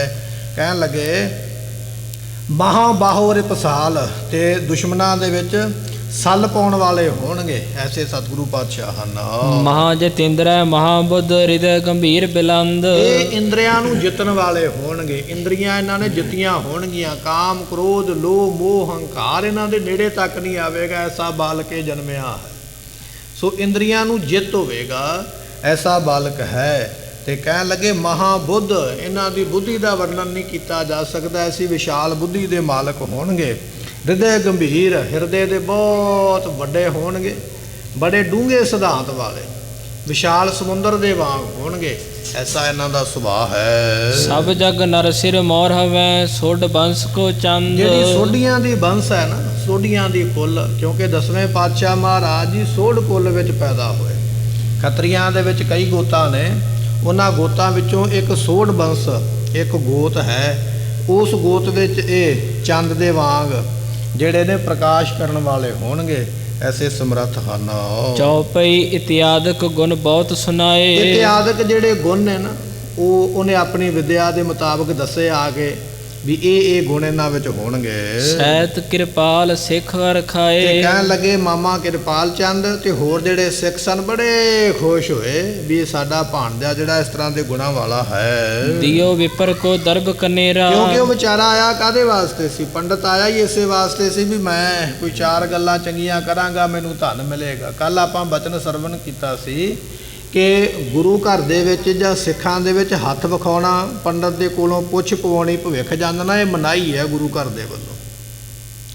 ਕਿਉਂਕਿ ਜਦੋਂ ਵੀ ਉਹ ਭਵਿੱਖ ਦੱਸਣ ਵਾਲਾ ਤੁਹਾਡੇ ਕੋਲ ਬੈਠੇਗਾ, 4 ਚੰਗੀਆਂ ਗੱਲਾਂ ਕਰੇਗਾ ਵੀ ਇਹ ਤੂੰ ਇਹ ਤੈਨੂੰ ਮਿਲੇਗਾ, ਮੁੜ ਕੇ ਇੱਕ ਗੱਲ ਤੋਂ ਡਰਾਵਾ ਪਾਵੇਗਾ ਤੇ ਉਹ ਤੇਰਾ ਦੁੱਖ ਦੂਰ ਕਰਨ ਵਾਸਤੇ ਤੇਰੇ ਕੋਲੋਂ ਮਾਇਆ ਲਵੇਗਾ ਵੀ ਤੈਨੂੰ ਇਹਦਾ ਉਪਾਅ ਕਰਾਉਣਾ ਪੈਣਾ। ਇਸ ਕਰਕੇ ਮਹਾਰਾਜ ਕਹਿੰਦੇ ਜੋ ਹੋਣਾ ਨਾ ਉਹ ਰੱਬ ਦੇ ਹੁਕਮ ਦੇ ਵਿੱਚ ਹੋਣਾ ਹੈ, ਉਹਨੂੰ ਪਹਿਲਾਂ ਜਾਣ ਕੇ ਐਵੇਂ ਆਪਣੇ ਆਪ ਨੂੰ ਦੁਖੀ ਨਾ ਕਰ। ਇੱਥੇ ਪੰਡਤ ਨੂੰ ਬੁਲਾਇਆ ਨਹੀਂ ਕਿਸੇ ਨੇ ਵੀ 10ਵੇਂ ਪਾਤਸ਼ਾਹ ਦਾ ਭਵਿੱਖ ਦੱਸ ਆ ਕੇ, ਨਹੀਂ। ਇਹਨੂੰ ਪਤਾ ਲੱਗਿਆ ਵੀ ਗੁਰੂ ਘਰ ਦੇ ਵਿੱਚ ਬਾਲਕ ਇੱਕ ਜਨਮਿਆ ਹੈ, ਚਲੋ ਮੈਂ ਜਾ ਕੇ ਕੋਈ 4 ਗੱਲਾਂ ਚੰਗੀਆਂ ਕਰਾਂਗਾ, ਮੈਨੂੰ ਗੁਰੂ ਘਰ ਦੇ ਵੱਲੋਂ ਕੁਝ ਮਾਇਆ ਮਿਲੇਗੀ ਤੇ ਮੇਰਾ ਪਰਿਵਾਰ ਦਾ ਗੁਜ਼ਾਰਾ ਹੋਵੇਗਾ। ਤੇ ਸਤਿਗੁਰੂ ਸਾਰਿਆਂ ਦਾ ਪੇਟ ਪਾਲਣ ਵਾਲੇ ਨੇ। ਜਦੋਂ ਇਸ ਪੰਡਤ ਨੇ ਐਸੀਆਂ ਗੱਲਾਂ ਕਹੀਆਂ, ਮਾਮਾ ਕਿਰਪਾਲ ਚੰਦ ਜੀਆਂ ਨੇ ਵਧਾਈ ਦੇ ਤੌਰ ਤੇ, ਖੁਸ਼ੀ ਦੇ ਤੌਰ ਤੇ ਇਸ ਨੂੰ ਕੁਝ ਮਾਇਆ ਜਿਹੜੀ ਹੈ ਦਸ਼ਨਾ ਦੇ ਰੂਪ ਦੇ ਵਿੱਚ ਦਿੱਤੀ ਹੈ। ਮੰਗਲ ਉਤਸਵ ਹੋਤ ਬਡੇਰਾ, ਘਰ ਦੇ ਵਿੱਚ ਬਹੁਤ ਖੁਸ਼ੀਆਂ ਹੋ ਰਹੀਆਂ ਹਨ। ਸੰਗਤ ਮਹਾ ਆਨੰਦ ਧਰ ਆਵੇ, ਸੰਗਤਾਂ ਬੜੀਆਂ ਖੁਸ਼ ਹੋ ਕੇ ਧੰਨ ਗੁਰੂ ਤੇਗ ਬਹਾਦਰ ਪਾਤਸ਼ਾਹ ਦੇ ਘਰ ਵਿੱਚ ਪਟਨਾ ਸਾਹਿਬ ਦੀ ਧਰਤੀ ਤੇ ਆ ਰਹੀਆਂ ਹਨ। ਅਨਕ ਭਾਂਤ ਭੇਟਾਂ ਨਿਰ ਅਨੇਕ ਪਾਵੇ, ਤਰ੍ਹਾਂ ਦੀਆਂ ਭੇਟਾਵਾਂ, ਕੋਈ ਮਾਇਆ ਲੈ ਕੇ, ਕਪੜਾ ਲੈ ਕੇ, ਕੋਈ ਵਰਦੀਆਂ, ਕੋਈ ਪੁਸ਼ਾਕਾਂ ਲੈ ਕੇ ਸੰਗਤਾਂ ਆਉਂਦੀਆਂ ਹਨ। ਪਟਨੇਪੁਰ ਬਾਸੀ ਸਿੱਖ ਜੀ, ਜਿੰਨੇ ਵੀ ਪਟਨੇ ਸ਼ਹਿਰ ਦੇ ਰਹਿਣ ਵਾਲੇ ਜਿੰਨੇ ਵੀ ਗੁਰੂ ਘਰ ਦੇ ਸਿੱਖ ਹਨ, ਪੰਚਾਮ੍ਰਿਤ ਕਰਵਾਵੇ ਤੇ ਸਾਰਿਆਂ ਨੇ ਕੜਾਹ ਪ੍ਰਸਾਦ ਕੋਈ ਘਰੋਂ ਬਣਾ ਕੇ ਲੈ ਕੇ ਆਇਆ, ਕੋਈ ਗੁਰੂ ਘਰ ਦੇ ਵਿੱਚ ਰਸਤ ਪਾਣੀ ਦੇ ਕੇ ਤੇ ਕੜਾਹ ਪ੍ਰਸਾਦ ਦੀ ਦੇਗ ਦੀ ਅਰਦਾਸ ਕਰਾਉਂਦਾ ਹੈ। ਸਹਿਤ ਭਾਰ ਜਾ ਪੈਰ ਸੋਮਬਰ, ਕਹਿਣ ਲੱਗੇ ਵੀ ਇਸੇ ਤਰ੍ਹਾਂ ਆਪਣੀ ਨੌਂ ਦੇ ਸਮੇਤ ਸੁੰਦਰ ਵਸਤਰ ਪਾ ਕੇ ਜਨ ਕਨ ਛਟਾ ਦਿਪੈ ਵਿੱਚ ਅੰਬਰ। ਤੇ ਕਹਿਣ ਲੱਗੇ ਵੀ ਮੰਨ ਲਓ ਵੀ ਜਿਵੇਂ ਆਕਾਸ਼ ਦੇ ਵਿੱਚ, ਸੋ ਕਹਿਣ ਲੱਗੇ ਵੀ ਆਕਾਸ਼ ਦੇ ਵਿੱਚ ਜਿਵੇਂ ਬਿਜਲੀ ਚਮਕਦੀ ਹੈ, ਇਸ ਤਰ੍ਹਾਂ ਦੇ ਸੁੰਦਰ ਵਸਤਰ ਪਹਿਨ ਕੇ ਉਤਸਵ ਕਰਤ ਸ਼ਬਦ ਕੋ ਗਾਵਤ। ਇਹ ਜਿਹੜੀਆਂ ਸੰਗਤਾਂ ਨੇ ਸੁੰਦਰ ਵਸਤਰ ਪਾ ਕੇ ਸੋਹਣੇ ਸ਼ਬਦਾਂ ਨੂੰ ਗਾ ਕੇ ਸੁਣਾਉਂਦੀਆਂ ਹਨ। ਸ੍ਰੀ ਨਾਨਕ ਕੈ ਸੀਸ ਨਿਵਾਵਤ, ਗੁਰੂ ਨਾਨਕ ਸਾਹਿਬ ਮਹਾਰਾਜ ਜੀਆਂ ਦਾ ਨਾਮ ਲੈ ਕੇ ਸੰਗਤਾਂ ਸੀਸ ਝੁਕਾਉਂਦੀਆਂ ਹਨ। ਫਿਰੈ ਦਵਾਰ ਅਰਦਾਸ ਕਰਾਵੇ, ਤੇ ਸੰਗਤਾਂ ਗੁਰੂ ਦੇ ਦਰਬਾਰ ਦੇ ਵਿੱਚ ਅਰਦਾਸਾਂ ਕਰਵਾਉਂਦੀਆਂ ਹਨ। ਧਰੈ ਭਾਵਨਾ ਤਰ ਸਿਰ ਲਾਵੇ, ਤੇ ਭਾਵਨਾ ਦੇ ਨਾਲ ਮੱਥਾ ਟੇਕ ਕੇ ਸੀਸ ਝੁਕਾ ਕੇ ਸਤਿਗੁਰਾਂ ਨੂੰ ਨਮਸਕਾਰਾਂ ਕਰਦੀਆਂ। ਨਗਰ ਵਿਸਾਲ ਸੁਨੈ ਨਰ ਜਿਉਂ ਹੁਣ ਪਟਨਾ ਸਾਹਿਬ ਜਿਹੜਾ ਨਗਰ ਹੈ ਨਾ ਬੜਾ ਵੱਡਾ ਹੈ। ਆਪਾਂ ਪਿੱਛੇ ਇਤਿਹਾਸ ਵਿੱਚ ਸਰਵਣ ਕਰ ਆਏ, ਕਈ ਰਾਜੇ ਇੱਥੇ ਰਾਜ ਕਰ ਗਏ ਔਰ ਬੜੇ ਪੁਰਾਣੇ ਯੁੱਗਾਂ ਤੋਂ ਇਹ ਜਿਹੜਾ ਸ਼ਹਿਰ ਵਸਿਆ ਹੋਇਆ ਪਟਨਾ, ਇਸ ਕਰਕੇ ਬਹੁਤ ਵੱਡਾ ਹੈ। ਵਿਦਵਾਨਾਂ ਨੇ ਕਈ ਕਿਲੋਮੀਟਰ ਦਾ ਇਸ ਦਾ ਘੇਰਾ ਤੇ ਕਈ ਦਰਵਾਜ਼ਿਆਂ ਦਾ ਜ਼ਿਕਰ ਕੀਤਾ ਗ੍ਰੰਥਾਂ ਦੇ ਵਿੱਚ ਵੀ ਐਡਾ ਵੱਡਾ ਇਹ ਸ਼ਹਿਰ ਤੇ ਨਗਰ ਹੈ। ਕਹਿਣ ਲੱਗੇ ਜਿਵੇਂ ਜਿਵੇਂ ਸੰਗਤਾਂ ਨੂੰ ਪਤਾ ਲੱਗਦਾ ਹੈ, ਨਮੋ ਕਰਨ ਕੋ ਪਹੁੰਚਿਓ ਤਿਉ ਤਿਉ। ਉਵੇਂ ਉਵੇਂ ਜਿਵੇਂ ਇੱਕ ਨੂੰ ਪਤਾ ਲੱਗਾ ਉਹ ਦਰਸ਼ਨ ਕਰਕੇ ਗਿਆ, ਉਹਨੇ ਦੂਜੇ ਨੂੰ ਦੱਸਿਆ, ਤੀਜੇ ਨੂੰ ਦੱਸਿਆ, ਇਸ ਤਰ੍ਹਾਂ ਸੰਗਤਾਂ ਜਿਵੇਂ ਜਿਵੇਂ ਪਤਾ ਲੱਗਦਾ ਉਸ ਤਰ੍ਹਾਂ ਆਉਂਦੀਆਂ ਹਨ। ਇੱਕ ਅਰਪੈ ਇੱਕ ਜਾਵੈ ਲੀਤੇ। ਕੋਈ ਆਉਂਦਾ ਪਿਆ ਮਹਾਰਾਜ ਨੂੰ ਭੇਟ ਦੇਣ ਵਾਸਤੇ, ਮੱਥਾ ਟੇਕਣ ਵਾਸਤੇ, ਤੇ ਕੋਈ ਮੱਥਾ ਟੇਕ ਕੇ ਵਾਪਸ ਤੁਰਿਆ ਜਾਂਦਾ ਹੈ। ਸਤਿਗੁਰ ਹੇਤ ਦਤ ਹੈ ਕੀਤੇ। ਤੇ ਸਤਿਗੁਰੂ ਪਾਤਸ਼ਾਹ ਜੀਆਂ ਦੇ ਵਾਸਤੇ ਬੇਅੰਤ ਸੰਗਤਾਂ ਬੇਅੰਤ ਪਦਾਰਥ ਲੈ ਕੇ ਆਉਂਦੀਆਂ ਹਨ। ਬਨਕ ਧਨਾੜ ਮਿਲੈ ਗਨ ਆਏ। ਜਿਹੜੇ ਬਾਣੀਏ ਸਨ ਧਨਾੜ ਮਾਇਆ ਧਾਰੀ, ਵੱਡੇ ਵੱਡੇ ਬਾਣੀਏ ਜਿਹੜੇ ਸਨ ਵਪਾਰ ਕਰਨ ਵਾਲੇ, ਅਨਕ ਪਾਇਨ ਕੋ ਅਰਪਾਏ। ਇਹ ਵੀ ਕਈ ਤਰ੍ਹਾਂ ਦੀਆਂ ਭੇਟਾਂ ਆਪਣੇ ਘਰਾਂ ਦੇ ਵਿੱਚੋਂ ਮਹਿੰਗੀਆਂ ਸਤਿਗੁਰਾਂ ਵਾਸਤੇ ਲੈ ਕੇ ਆਏ ਹਨ। ਉਰਮੈ ਧਾਰੈ ਕਾਮਨਾ ਹੁਣ ਪਾਵੈ। ਹਰੇਕ ਦੀ ਕਾਮਨਾ ਹੈ ਨਾ, ਕਿਉਂਕਿ ਸਾਡੀ ਇੱਕ ਸੋਚ ਬਣੀ ਹੋਈ ਹੈ, ਅਸੀਂ ਥੇਲੀ ਦੇ ਕੇ ਤੇ ਹਵੇਲੀ ਦੀ ਮੰਗ ਕਰਦੇ ਹਾਂ, ਕਿਉਂਕਿ ਜੇ ਦਾਨ ਕੀਤਾ ਤੇ ਕੁਝ ਮਿਲੇ ਵੀ ਨਾ ਤਾਂ ਹੀ ਦਾਨ ਕਰਦੇ ਹਾਂ, ਜੇ ਮਿਲਣਾ ਕੁਝ ਨਹੀਂ ਦਾਨ ਕਿਉਂ ਕੀਤਾ। ਕਿਸੇ ਵਿਦਵਾਨ ਨੇ ਲਿਖਿਆ ਲੋਕ ਗੰਢਾ ਦੇ ਕੇ ਤੇ ਸੰਡਾ ਮੰਗਦੇ ਨੇ, ਵੀ ਚਵਾਨੀ ਦਾ ਗੰਢਾ ਦਈਏ ਤੇ ਸਾਨੂੰ ਅੱਗੋਂ ਸੰਡਾ ਮਿਲੇ ਕੰਮ ਲੈਣ ਵਾਸਤੇ।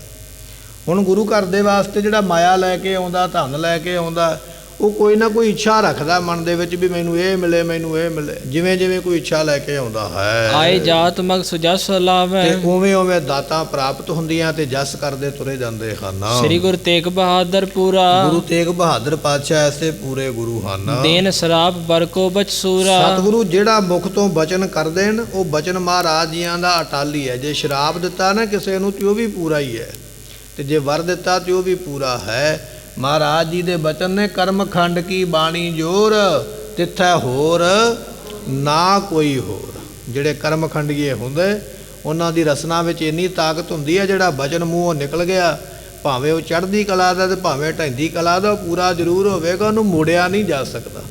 ਐਸੇ ਨੇ ਗੁਰੂ ਤੇਗ ਬਹਾਦਰ ਪਾਤਸ਼ਾਹ ਜੀ, ਜਿਹੜੇ ਬਚਨਾਂ ਦੇ ਬਲੀ ਨੇ, ਜਿਹੜਾ ਮੁਖੋਂ ਬਚਨ ਕਰਦੇ ਪੂਰਾ ਹੁੰਦਾ ਹੈ। ਬਹੁ ਸਿੱਖ ਪਰ ਕੀਨਸ ਦਇਆ। ਸਤਿਗੁਰੂ ਬੇਅੰਤ ਸਿੱਖਾਂ ਤੇ ਦਇਆ ਕਰਦੇ ਹਨ। ਮਨ ਬਾਸ਼ਤ ਸਭ ਕੋ ਬਰ ਦਇਆ। ਮਨ ਬਾਸ਼ਤ ਸਤਿਗੁਰੂ ਵਰ ਬਖਸ਼ਿਸ਼ ਕਰਦੇ ਨੇ। ਤਿਨ ਕਰ ਜਨਮਿਓ ਸਾਹਿਬ ਹੁਣ ਜਾਦਾ। ਉਹਨਾਂ ਗੁਰਾਂ ਦੇ ਘਰੇ ਅੱਜ ਪੁੱਤਰ ਪੈਦਾ ਹੋਇਆ ਜਿਸ ਗੁਰੂ ਨੇ ਬੇਅੰਤ ਸੰਗਤਾਂ ਨੂੰ ਬੇਅੰਤ ਵਰ ਬਖਸ਼ਿਸ਼ ਕੀਤੇ। ਰਛਕ ਸਿੱਖਣ ਦੇ ਐਲਾਦਾ। ਸਤਿਗੁਰੂ ਸਿੱਖਾਂ ਦੇ ਰੱਖਿਅਕ ਨੇ ਤੇ ਬੇਅੰਤ ਖੁਸ਼ੀਆਂ ਬਖਸ਼ਦੇ ਹਨ। ਸਰਬ ਰੀਤ ਸਮਰੱਥ ਗੁਰਦੇਵ। ਸਤਿਗੁਰੂ ਜੀ ਸਾਰੀਆਂ ਰੀਤੀਆਂ ਕਰਕੇ ਸਮਰੱਥ ਹਨ। ਜਿਨ ਕੀ ਚੈਤ ਦੇਵਤਾ ਸੇਵ। ਜਿਨ੍ਹਾਂ ਸਤਿਗੁਰਾਂ ਦੀ ਸੇਵਾ ਦੇਵਤੇ ਕਰਨੇ ਚਾਹੁੰਦੇ ਹਨ। ਦੋਨੋਂ ਲੋਕਨ ਵਿਖੇ ਸਹਾਏ। ਕਿਉਂਕਿ ਸਤਿਗੁਰੂ ਜੀ ਲੋਕ ਪਰਲੋਕ ਦੇ ਸਹਾਈ ਨੇ। ਇਸ ਲੋਕ ਦੇ ਵਿੱਚ ਵੀ ਸਿੱਖ ਦੀ ਮਦਦ ਕਰਦੇ ਨੇ, ਬੰਧਨਾਂ ਤੋਂ ਛੁਡਾਉਂਦੇ, ਪਰਲੋਕ ਦੇ ਵਿੱਚ ਵੀ ਮਹਾਰਾਜ ਜੀ ਆਪਣੇ ਸਿੱਖ ਨੂੰ ਛੁਡਾ ਲੈਂਦੇ ਹਨ। ਸ਼ਾਂਤ ਰਿਦਾ ਗੁਣਗਨ ਸਮੁਦਾਏ। ਸਤਿਗੁਰੂ ਜੀ ਹਿਰਦੇ ਕਰਕੇ ਬੜੇ ਸ਼ਾਂਤ ਤੇ ਗੁਣਾਂ ਦੇ ਮਹਾਰਾਜ ਸਮੁੰਦਰ ਹਨ। ਕਿਰਪਾ ਠਾਨ ਆਏ ਇਤ ਦੇਸ਼। ਤੇ ਸੰਗਤਾਂ ਇਹ ਗੱਲ ਕਹਿ ਰਹੀਆਂ ਵੀ ਮਹਾਰਾਜ ਸਾਡੇ ਤੇ ਕਿਰਪਾ ਕਰਨ ਵਾਸਤੇ ਪਟਨਾ ਸਾਹਿਬ ਦੀ ਧਰਤੀ ਤੇ ਆਏ ਹਨ। ਕਰ ਪੰਜਾਬ ਸੁਦੂਰ ਵਿਸ਼ੇਸ਼। ਕਿਉਂਕਿ ਮਹਾਰਾਜ ਜੀਆਂ ਦਾ ਘਰ ਤੇ ਪੰਜਾਬ ਦੇ ਵਿੱਚ ਹੈ, ਜਿਹੜਾ ਪੰਜਾਬ ਬਹੁਤ ਦੂਰ ਹੈ, ਤੇ ਸਤਿਗੁਰੂ ਸਾਨੂੰ ਇੱਥੇ ਨਿਵਾਜਣ ਵਾਸਤੇ ਆਏ। ਔਰ ਪਟਨੇ ਮੈਂ ਕੀਨ ਨਿਵਾਸ। ਇਸ ਤਰ੍ਹਾਂ ਸਤਿਗੁਰੂ ਜੀ ਪਟਨਾ ਸਾਹਿਬ ਦੇ ਵਿੱਚ ਨਿਵਾਸ ਕਰਦੇ ਹਨ। ਕਰਿਓ ਕਰਤਾਰ ਸ਼੍ਰੀ ਗੁਣ ਰਾਸ। ਤੇ ਸਤਿਗੁਰੂ ਪਾਤਸ਼ਾਹ ਜੀ ਗੁਣਾਂ ਦੇ ਘਰ ਸੰਗਤਾਂ ਨੂੰ ਕਰਤਾਰਥ ਕਰ ਰਹੇ। ਗਏ ਵਿਦੇਸ਼ ਆਏ ਹੈ ਦੇਸ਼। ਤੇ ਸੰਗਤਾਂ ਦੱਸਦੀਆਂ ਪਈਆਂ ਵੀ ਮਹਾਰਾਜ ਸਾਡੇ ਦੇਸ਼ ਵਿੱਚ ਆ ਕੇ ਪਰਿਵਾਰ ਇੱਥੇ ਛੱਡ ਕੇ ਤੇ ਆਪ ਇੱਥੋਂ ਅੱਗੇ ਵਿਦੇਸ਼ ਗਏ ਹੋਏ ਨੇ, ਭਾਵ ਕੇ ਬੰਗਾਲ ਨੂੰ ਗਏ ਹੋਏ ਹਨ। ਦਰਸ਼ਨ ਕਰ ਅਕਟੈ ਕਲੇਸ਼। ਜਿਨ੍ਹਾਂ ਸਤਿਗੁਰਾਂ ਦੇ ਦਰਸ਼ਨ ਕਰਕੇ ਕਈ ਪਾਪ ਨਾਸ ਹੁੰਦੇ ਹਨ। ਹਮ ਲੋਕਨ ਕੇ ਭਾਗ ਜਗੇ ਹੈ। ਕਿਉਂਕਿ ਸਾਡੇ ਵਰਗੇ ਲੋਕਾਂ ਦੇ ਚੰਗੇ ਭਾਗ ਨੇ ਤਾਂ ਸਾਨੂੰ ਗੁਰੂ ਦੇ ਸੰਗਤ ਪ੍ਰਾਪਤ ਹੋ ਰਹੀ ਹੈ। ਵੱਡ ਭਾਗੀ ਹਰ ਸੰਗਤ ਪਾਵੈ, ਬਿਨ ਭਾਗਾ ਸਤ ਸੰਗ ਨਾ ਲੱਭੈ। ਇਹ ਬਚਨ ਨੇ ਗੁਰਬਾਣੀ ਦੇ। ਜਿਨ ਕੇ ਭਾਗ ਵੱਡੇ ਹੈ ਭਾਈ, ਤਿਨ ਮੁਖ ਸਾਧੂ ਸੰਗ ਜੁਰੇ।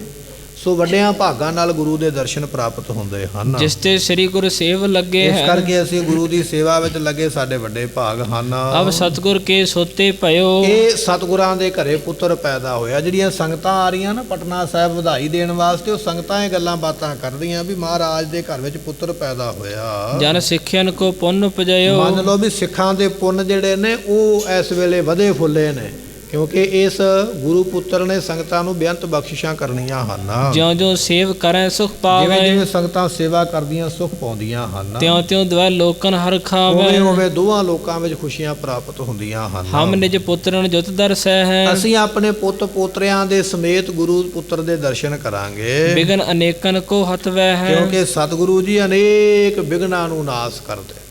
ਜਿਹੜਾ ਵੀ ਦਰਸ਼ਨ ਕਰਨ ਵਾਸਤੇ ਆਉਂਦਾ ਭਾਵਨਾ ਦੇ ਨਾਲ, ਮਹਾਰਾਜ ਜੀ ਉਹਨਾਂ ਦੀਆਂ ਭਾਵਨਾਵਾਂ ਪੂਰੀਆਂ ਕਰਦੇ ਔਰ ਉਹਨਾਂ ਦੇ ਦੁੱਖਾਂ ਨੂੰ ਦੂਰ ਕਰ ਦਿੰਦੇ। ਜਿਹੋ ਜੀ ਕੋਈ ਭਾਵਨਾ ਲੈ ਕੇ ਆਵੇ, ਜਿਵੇਂ ਇੱਥੇ ਵੱਡੇ ਵੱਡੇ ਸੇਠ ਰਹਿੰਦੇ ਸਨ ਤੇ ਇੱਕ ਸੇਠ ਦੀ ਘਰਵਾਲੀ ਮਹਾਰਾਜ ਦੇ ਕੋਲੋਂ ਪੁੱਤਰ ਦਾ ਵਰ ਲੈਣ ਵਾਸਤੇ ਆ ਗਏ। ਸਤਿਗੁਰੂ ਛੋਟੇ ਸਨ ਗੁਰੂ ਗੋਬਿੰਦ ਸਿੰਘ ਮਹਾਰਾਜ ਜੀ, ਤੇ ਬੇਨਤੀ ਕੀਤੀ ਮਹਾਰਾਜ ਪੁੱਤਰ ਦੀ ਦਾਤ ਬਖਸ਼ ਦਿਓ।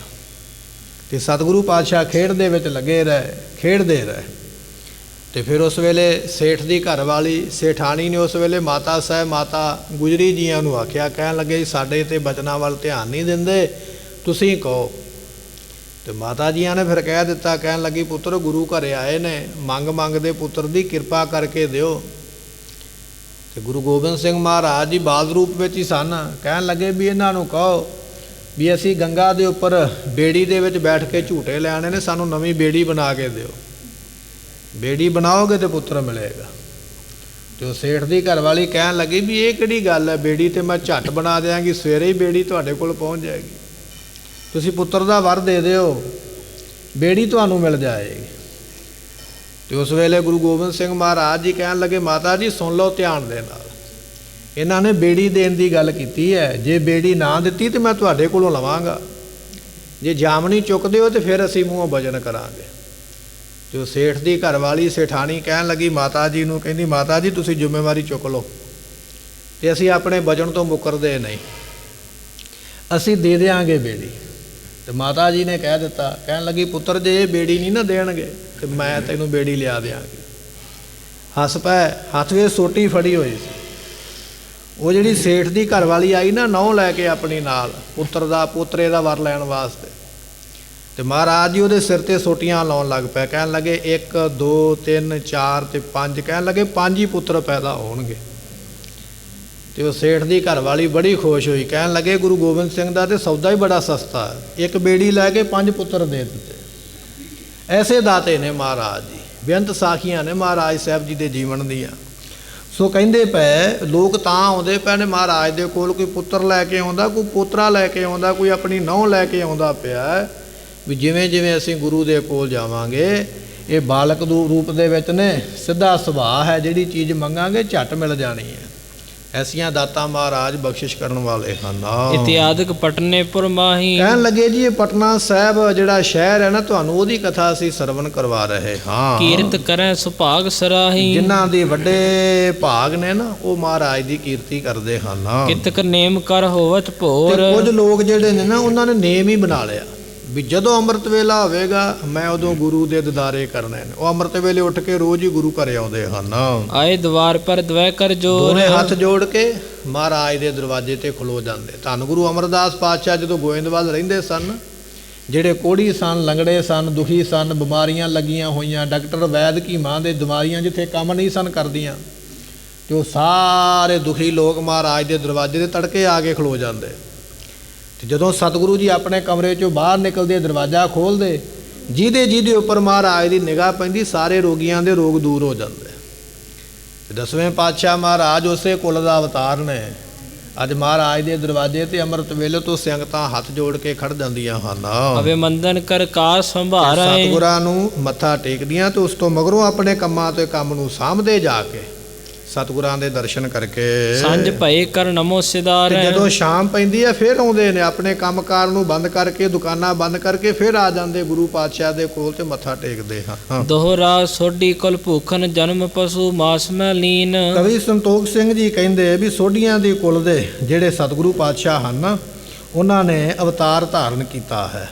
ਸੋ ਕਹਿਣ ਲੱਗੇ ਪੋਹ ਦਾ ਮਹੀਨਾ ਹੈ ਜੀ, ਉਹ ਸੁਦੀ 7ਵੀਂ ਨੂੰ 10ਵੇਂ ਪਾਤਸ਼ਾਹ ਮਹਾਰਾਜ ਸਾਹਿਬ ਜੀਆਂ ਦਾ ਅਵਤਾਰ ਹੋਇਆ ਹੈ। ਉਤੀ ਸੁਦੀ ਥਿਤ ਸਪਤਮੀ ਸੁੰਦਰ ਸਮੇਂ ਸਚੀਨ। ਤੇ ਕਹਿਣ ਲੱਗੇ ਵੀ ਇਹ ਉਹ ਸੁਦੀ 7ਵੀਂ ਹੈ ਜਿਸ ਦਿਨ ਮਹਾਰਾਜ ਸਾਹਿਬ ਜੀਆਂ ਦਾ ਅਵਤਾਰ ਹੋਇਆ। ਅੱਜ ਸਾਡੇ ਵਿੱਚ ਕੁਝ ਤਰ੍ਹਾਂ ਦਾ ਰਲਾ ਪੈਂਦਾ ਹੈ, ਝਗੜਾ ਵੀ ਹੋ ਜਾਂਦਾ ਹੈ। ਕੁਝ ਲੋਕ ਆਖਦੇ ਨੇ ਵੀ ਇੰਨੀ ਜਨਵਰੀ ਨੂੰ ਜਾਂ ਇੰਨੀ ਤਰੀਕ ਨੂੰ ਅੰਗਰੇਜ਼ੀ ਮਹੀਨੇ ਦੇ ਹਿਸਾਬ ਦੇ ਨਾਲ ਪੱਕਾ ਦਿਨ ਬੰਨ੍ਹ ਦੇਣਾ ਚਾਹੀਦਾ ਕਿ ਮਹਾਰਾਜ ਦਾ ਅਵਤਾਰ ਇਸ ਦਿਨ ਨੂੰ ਮਨਾਇਆ ਜਾਏ। ਪਰ ਸਿਰਫ ਸਮਝਣ ਵਾਲੀ ਗੱਲ ਇਹ ਹੈ, ਜਦੋਂ 10ਵੇਂ ਪਾਤਸ਼ਾਹ ਦਾ ਅਵਤਾਰ ਹੋਇਆ ਸੀ ਉਦੋਂ ਸਾਡੇ ਇਸ ਦੇਸ਼ ਦੇ ਵਿੱਚ ਈਸਵੀ ਕੈਲੰਡਰ ਲਾਗੂ ਨਹੀਂ ਸੀ, ਕੇਵਲ ਦੇਸੀ ਮਹੀਨਿਆਂ ਦੇ ਕੈਲੰਡਰ ਲਾਗੂ ਸਨ ਉਸ ਵੇਲੇ। ਅੰਗਰੇਜ਼ੀ ਕੈਲੰਡਰ ਜਿਹੜਾ ਅੱਜ ਅਸੀਂ ਤਰੀਕਾਂ ਦੇ ਨਾਲ ਚੱਲਦੇ ਪਏ ਹਾਂ, ਜਦੋਂ ਅੰਗਰੇਜ਼ ਨੇ ਸਾਡੀ ਧਰਤੀ 'ਤੇ ਰਾਜ ਕੀਤਾ ਹਿੰਦੁਸਤਾਨ 'ਤੇ, ਅੰਗਰੇਜ਼ੀ ਕੈਲੰਡਰ ਉਦੋਂ ਸ਼ੁਰੂ ਹੋਇਆ ਜਿਸ ਨੂੰ ਆਪਾਂ ਈਸਵੀ ਕੈਲੰਡਰ ਕਹਿੰਦੇ ਆ, ਜਿਹਦੇ ਮੁਤਾਬਕ ਆਪਾਂ ਜਨਵਰੀ ਫਰਵਰੀ ਮਨਾਉਂਦੇ ਆ। ਪਰ ਜਦੋਂ 10ਵੇਂ ਪਾਤਸ਼ਾਹ ਦਾ ਅਵਤਾਰ ਹੋਇਆ ਉਦੋਂ ਇਹ ਕੈਲੰਡਰ ਇਸ ਧਰਤੀ ਤੇ ਨਹੀਂ ਸੀ। ਦੇਸੀ ਮਹੀਨੇ ਸਨ ਤੇ ਪੋਹ ਸੁਦੀ 7ਵੀਂ ਨੂੰ ਮਹਾਰਾਜ ਸਾਹਿਬ ਜੀਆਂ ਦਾ ਪ੍ਰਕਾਸ਼ ਹੋਇਆ। ਸੋ ਇਹ 14 ਦਿਨ ਜਿਹੜੇ ਨੇ ਉਹ ਸੁਦੀ ਦੇ ਤੇ 14 ਦਿਨ ਵਦੀ ਦੇ ਹੁੰਦੇ ਨੇ ਸਮਝਣ ਵਾਸਤੇ। ਸੋ ਮੱਸਿਆ ਤੋਂ ਸ਼ੁਰੂ ਹੋ ਕੇ ਤੇ ਪੁੰਨਿਆ ਤੋਂ ਇੱਕ ਦਿਨ ਪਹਿਲਾਂ ਇਹ ਜਿਹੜੀ ਹੈ ਵਦੀ ਚੱਲਦੀ ਹੈ, ਤੇ ਪੁੰਨਿਆ ਤੋਂ ਇੱਕ ਦਿਨ ਬਾਅਦ ਵਿੱਚ ਸ਼ੁਰੂ ਹੋ ਕੇ ਤੇ ਮੱਸਿਆ ਤੱਕ ਸੁਦੀ ਚੱਲਦੀ ਹੈ। 14 ਦਿਨਾਂ ਦਾ ਇਹ ਮਹੀਨਾ ਬਣਾਉਂਦੇ ਨੇ। ਫਿਰ ਇੱਕ ਦਿਨ ਮੱਸਿਆ ਦਾ, ਇੱਕ ਦਿਨ ਪੁੰਨਿਆ ਦਾ, ਇਸ ਤਰ੍ਹਾਂ 30 ਦਿਨਾਂ ਦਾ ਮਹੀਨਾ ਬਣਦਾ ਹੈ। ਲੰਮੀ ਵਿਚਾਰ ਹੈ। ਸੋ ਵਿਦਵਾਨਾਂ ਨੇ ਪੋਹ ਸੁਦੀ 7ਵੀਂ ਨੂੰ ਵਰਣਨ ਕੀਤਾ ਮਹਾਰਾਜ ਜੀਆਂ ਦਾ ਪ੍ਰਕਾਸ਼ ਦਿਹਾੜਾ, ਜਿਹੜਾ ਇਸ ਵਾਰੀ ਆਪਾਂ 20 ਜਨਵਰੀ ਨੂੰ ਮਨਾਇਆ। ਕੁਝ ਲੋਕ ਵਿਚਾਰ ਕਰਦੇ ਸਨ ਵੀ ਐਤਕੀ ਇੰਨੇ ਦਿਨ ਲੇਟ ਕਿਉਂ ਮਨਾਇਆ। ਲੇਟ ਨਹੀਂ ਮਨਾਇਆ, ਆਪਾਂ ਤੇ ਉਸੇ ਤਰੀਕ ਨਾਲ ਮਨਾਇਆ ਜਿਸ ਤਰੀਕ ਨੂੰ ਮਹਾਰਾਜ ਦਾ ਅਵਤਾਰ ਹੋਇਆ ਸੀ। ਹੁਣ ਅੰਗਰੇਜ਼ੀ ਤੇ ਦੇਸੀ ਕੈਲੰਡਰ ਦਾ ਥੋੜ੍ਹਾ ਜਿਹਾ ਆਪਸ ਵਿੱਚ ਫਰਕ ਪੈ ਜਾਂਦਾ ਦਿਨਾਂ ਕਰਕੇ, ਇਸ ਕਰਕੇ ਡੇਟਾਂ ਜਿਹੜੀਆਂ ਅੱਗੇ ਪਿੱਛੇ ਹੋ ਜਾਂਦੀਆਂ। ਪਰ 10ਵੇਂ ਪਾਤਸ਼ਾਹ ਦਾ ਅਵਤਾਰ ਪੋਹ ਸੁਦੀ 7ਵੀਂ ਨੂੰ ਹੋਇਆ, ਉਹਦੇ ਮਹੀਨੇ ਦੇ ਵਿੱਚ। ਇਸ ਕਰਕੇ ਉਦੋਂ ਉਹਦੇ ਮੁਤਾਬਕ ਉਹ ਜਿਹੜੇ ਦਿਨ ਨੇ ਉਹ ਅੱਗੇ ਤੋਂ ਅੱਗੇ ਮਨਾਏ ਜਾਂਦੇ। ਸੋ ਇਸ ਤਰ੍ਹਾਂ ਮਹਾਰਾਜ ਜੀ ਪੋਹ ਦੇ ਮਹੀਨੇ ਵਿੱਚ ਪ੍ਰਕਾਸ਼ਮਾਨ ਹੋਏ ਹਨ। ਚੌਪਈ ਜਾਮ ਜਾਮਨੀ ਜਬੂ ਜਾਨੀ, ਜਦੋਂ ਅੰਮ੍ਰਿਤ ਵੇਲਾ ਹੋਇਆ ਹੈ ਸੁਰ ਨਰ ਆਨ ਪ੍ਰਸ਼ੰਸਾ ਤੇ ਠਾਨੀ। ਕਹਿਣ ਲੱਗੇ ਦੇਵਤੇ ਆ ਗਏ। ਅੰਮ੍ਰਿਤ ਵੇਲਾ ਹੋਇਆ ਨਾ, ਦੇਵਤੇ ਆ ਗਏ ਮਹਾਰਾਜ ਦੀ ਵਡਿਆਈ ਕਰਨ ਵਾਸਤੇ। ਬਿਥਰੀ ਬਰ ਸੁਗੰਧ ਪੁਰਸਾਰੀ, ਕਹਿਣ ਲੱਗੇ ਵੀ ਸਾਰੇ ਨਗਰ ਦੇ ਵਿੱਚ ਨਾ ਇੱਕ ਅਜੀਬੋ ਗਰੀਬ ਮਹਿਕ ਆਉਣ ਲੱਗ ਪਈ, ਜਿਹੜੀ ਖੁਸ਼ਬੂ ਕਦੇ ਕਿਸੇ ਸੈਂਟ ਵਿੱਚੋਂ ਕਿਸੇ ਅਤਰ ਵਿੱਚੋਂ ਨਹੀਂ ਨਾ ਕਦੇ ਆਈ। ਇਹੋ ਜਿਹੀ ਬੜੀ ਸੋਹਣੀ ਮਹਿਕ ਖੁਸ਼ਬੂ ਜਿਹੜੀ ਹੈ ਨਾ ਮਹਾਰਾਜ ਦੇ ਮਹਿਲਾਂ ਦੇ ਵਿੱਚੋਂ, ਚਾਰ ਚਫੇਰਿਓਂ ਗਲੀਆਂ ਦੇ ਵਿੱਚੋਂ ਉਹ ਸੁੰਦਰ ਮਹਿਕ ਜਿਹੜੀ ਹੈ ਉਹ ਸੁਗੰਧੀ ਲੈਣ ਵਾਲਿਆਂ ਨੂੰ ਸੁਗੰਧ ਵਿੱਚ ਆ ਰਹੀ ਹੈ। ਕਾਰਨ ਇਹ ਸੀ ਦੇਵਤੇ ਆਏ ਸੀ ਮਹਾਰਾਜ ਦੇ ਦਿਦਾਰੇ ਕਰਨ ਵਾਸਤੇ, ਅਤੇ ਉਹਨਾਂ ਦੇ ਆਉਣ ਕਰਕੇ ਸੁੰਦਰ ਖੁਸ਼ਬੂ ਆਉਂਦੀ ਹੈ। ਜਾਗਤ ਜੇ ਲਖ ਬਿਸਮੈ ਤਾਰੇ, ਸੋ ਕਹਿਣ ਲੱਗੇ ਵੀ ਜਿਹੜੇ ਲੋਕ ਤੇ ਸੁੱਤੇ ਸਨ, ਕਿਉਂਕਿ ਅੰਮ੍ਰਿਤ ਵੇਲਾ ਉੱਠਣਾ ਸਾਰਿਆਂ ਦੇ ਵੱਸ ਦੀ ਗੱਲ ਨਹੀਂ ਹੈ ਨਾ। ਅਸੀਂ ਰਾਤ ਨੂੰ ਬੜਾ ਅਲਾਰਮ ਲਾ ਕੇ ਸੌਂਈਦਾ, ਸਵੇਰੇ ਉੱਠਾਂਗੇ ਮੁੜ ਕੇ 5-5 ਮਿੰਟ ਬਾਅਦ ਉਹਦਾ ਗਲਾ ਘੁੱਟਦੇ ਰਹੀਦਾ ਵੀ ਹੁਣ ਵੀ 5 ਮਿੰਟ ਸੌਂ ਲਈਏ, ਹੁਣ ਵੀ ਸੌਂ ਲਈਏ। ਤੜਕੇ ਉੱਠਣਾ ਬੜਾ ਔਖਾ ਹੈ। ਜਿਹਦੇ ਵੱਡੇ ਭਾਗ ਨੇ ਤੜਕੇ ਉਹੀ ਉੱਠਦਾ ਹੈ। 1.25 ਮਣ ਸੋਨੇ ਦਾ ਦਾਨ ਪ੍ਰਾਪਤ ਹੁੰਦਾ ਅੰਮ੍ਰਿਤ ਵੇਲੇ ਉੱਠਣ ਦਾ। ਸੋ ਇਹ ਵੱਡਾ ਵੇਲਾ ਹੈ ਅੰਮ੍ਰਿਤ ਵੇਲੇ ਦਾ। ਹੁਣ ਬਾਕੀ ਤੇ ਬਹੁਤੇ ਤੇ ਸੁੱਤੇ ਹੀ ਹੋਣਗੇ, ਕੁਝ ਵਿਰਲੇ ਸਨ ਉਦਮੀ ਜਿਹੜੇ ਜਾਗੇ ਹੋਏ। ਹੁਣ ਸੁੱਤੇ ਬੰਦੇ ਨੂੰ ਖੁਸ਼ਬੂ ਆਵੇ ਭਾਵੇਂ ਬਦਬੂ ਆਵੇ, ਉਹਨੂੰ ਕੀ ਪਤਾ ਲੱਗਦਾ, ਉਹ ਤੇ ਘਰਾੜੇ ਮਾਰਦਾ ਪਿਆ।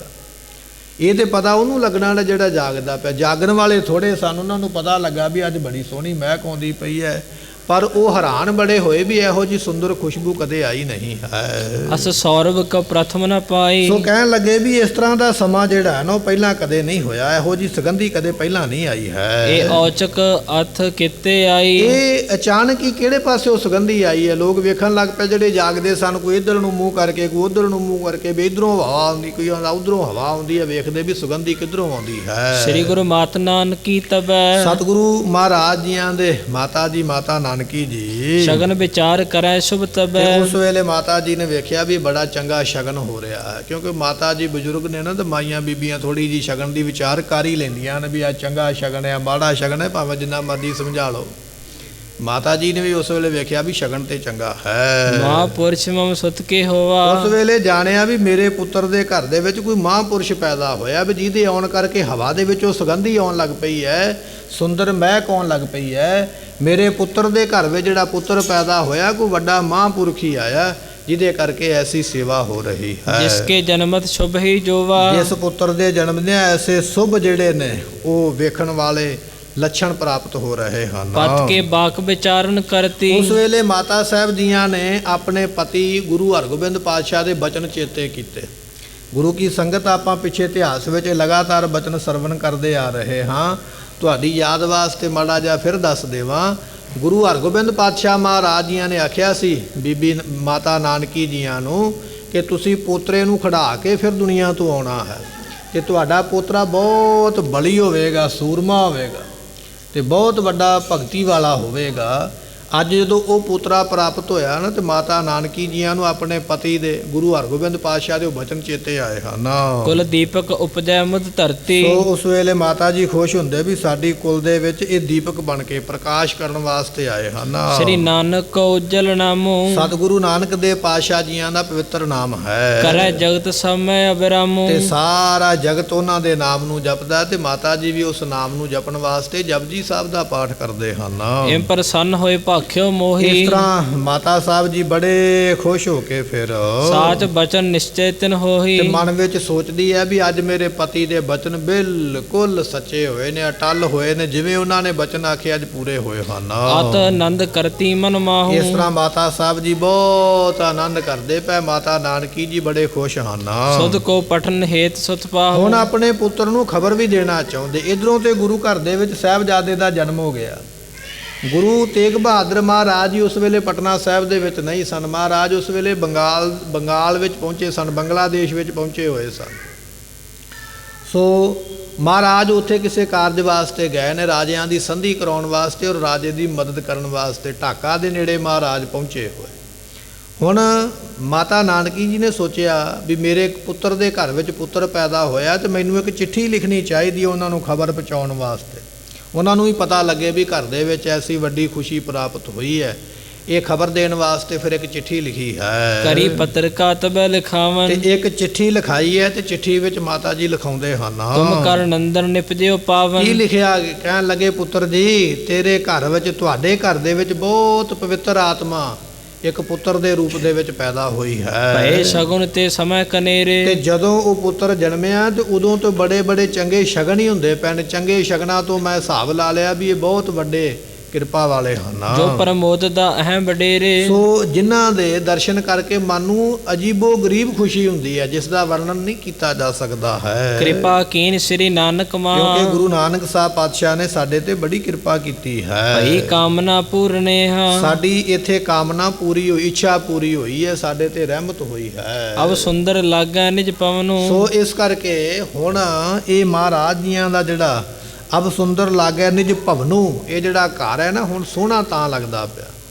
ਕਿਉਂਕਿ ਬੱਚਿਆਂ ਦੇ ਨਾਲ ਹੀ ਰੌਣਕ ਹੈ ਨਾ। ਘਰ ਦੇ ਵਿੱਚ ਬੱਚਾ ਨਾ ਹੋਵੇ ਤੇ ਰੌਣਕ ਕਾਹਦੀ ਹੈ। ਹੁਣ ਸਾਨੂੰ ਘਰ ਆਪਣਾ ਬੜਾ ਸੋਹਣਾ ਲੱਗਦਾ ਪਿਆ ਕਿ ਬੱਚੇ ਦੀ ਕਿਲਕਾਰੀ ਸਾਡੇ ਘਰ ਵਿੱਚ ਗੂੰਜੀ ਹੈ। ਇਸ ਕਰਕੇ ਅੱਜ ਘਰ ਬੜਾ ਸੋਹਣਾ ਹੈ। ਇਸ ਕੋ ਕਰੋ ਆਪ ਆਗਮਨੂ। ਤੇ ਇਸ ਕਰਕੇ ਆਪ ਜੀ ਹੁਣ ਇੱਧਰ ਨੂੰ ਆ ਜਾਓ, ਮੁੜ ਆਓ। ਜਿਹੜੇ ਕੰਮ ਤੁਸੀਂ ਕਰ ਲਏ ਨੇ, ਜਿੱਥੇ ਜਾਣਾ ਸੀ ਤੁਸੀਂ ਜਾ ਆਇਓ। ਹੁਣ ਕਿਰਪਾ ਕਰਕੇ ਆਪਣੇ ਘਰੇ ਆਓ, ਆਪਣੇ ਪੁੱਤਰ ਨੂੰ ਮਿਲੋ। 10ਵੇਂ ਪਾਤਸ਼ਾਹ ਮਹਾਰਾਜ ਜੀਆਂ ਦਾ ਅਵਤਾਰ ਤੇ ਗੁਰੂ ਤੇਗ ਬਹਾਦਰ ਪਾਤਸ਼ਾਹ ਜੀਆਂ ਦਾ ਵਾਪਸ ਆ ਕੇ ਮਿਲਣਾ। ਕਈ ਸਾਲਾਂ ਦਾ ਵਕਬਾ ਸੀ ਉਸ ਵੇਲੇ। ਕਈ ਸਾਲ ਆਪਣੇ ਪੁੱਤਰ ਦੇ ਅਵਤਾਰ ਹੋਣ ਤੋਂ ਬਾਅਦ ਵਿੱਚ ਮਹਾਰਾਜ ਆ ਕੇ ਮਿਲੇ ਸਨ। ਸੋ ਇੱਥੇ ਮਾਤਾ ਜੀ ਚਿੱਠੀ ਲਿਖਦੇ ਪਏ, ਕਹਿੰਦੇ ਵੀ ਆਓ, ਆ ਕੇ ਆਪਣੇ ਪੁੱਤਰ ਨੂੰ ਮਿਲੋ, ਤੁਹਾਡੇ ਘਰ ਵਿੱਚ ਪੁੱਤਰ ਪ੍ਰਾਪਤ ਹੋਇਆ। ਜਾਣੀ ਜਾਣ ਸਤਿਗੁਰੂ ਤੇਗ ਬਹਾਦਰ ਪਾਤਸ਼ਾਹ ਜੀ ਬੰਗਲਾਦੇਸ਼ ਦੇ ਵਿੱਚ ਬੈਠੇ ਹੋਏ, ਉਹਨਾਂ ਨੂੰ ਉੱਥੇ ਹੀ ਅਨੁਭਵ ਹੋ ਗਿਆ। ਜਾਣ ਗਏ ਸੰਗਤਾਂ ਦੇ ਨਾਲ ਬਚਨ ਬਿਲਾਸ ਮਹਾਰਾਜ ਉਸ ਵੇਲੇ ਕਰ ਰਹੇ ਸਨ ਵੀ ਇਹ ਦਾਤ ਮਿਲੀ ਹੈ। ਪਰ ਮਾਤਾ ਜੀ ਨੇ ਆਪਣਾ ਫਰਜ਼ ਨਿਭਾਉਣ ਵਾਸਤੇ ਚਿੱਠੀ ਲਿਖੀ ਹੈ।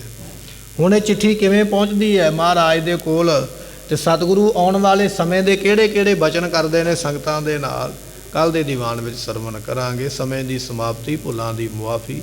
ਬਚਨ ਗੁਰੂ ਕਾ ਹਿਰਦੇ ਵਸੇ ਜੀ, ਲਿਖੈ ਕਤੈ ਨ ਛੂਟੀਐ। ਬਖਸ਼ਨਹਾਰ ਬਖਸ਼ ਲੈ। ਵਾਹਿਗੁਰੂ ਜੀ ਕਾ